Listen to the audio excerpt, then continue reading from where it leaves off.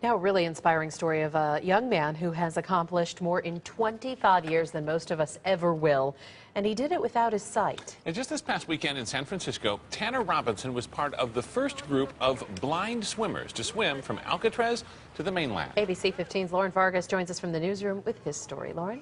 Absolutely. Katie and Steve, Tanner Robinson has some unbelievable stories to tell, and he's hoping that by completing these challenges, he'll inspire others to push the limits no matter what.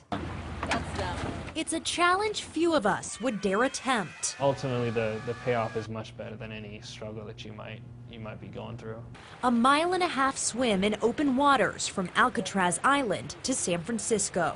You might feel a little down. You look over and you think, wow, he's doing this. I got to find a way to keep up. Tanner Robinson, blind since birth, completed the challenge in a little over an hour.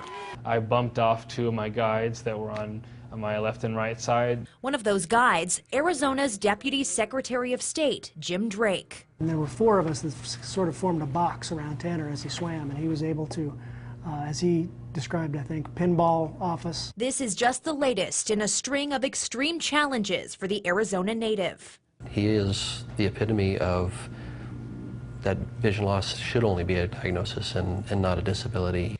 In 2009, the 25-year-old was part of the largest blind group to summit Mount Kilimanjaro. The next year, he traversed 24 miles across the Grand Canyon. I generally will never say no. I'm so excited about taking on something new. These amazing accomplishments raising hundreds of thousands of dollars for the Foundation for Blind Children. Blindness is just a diagnosis. It shouldn't keep you from chasing something that you really want. Jim Drake was so impressed with Tanner that he's since hired him to work at the state capitol.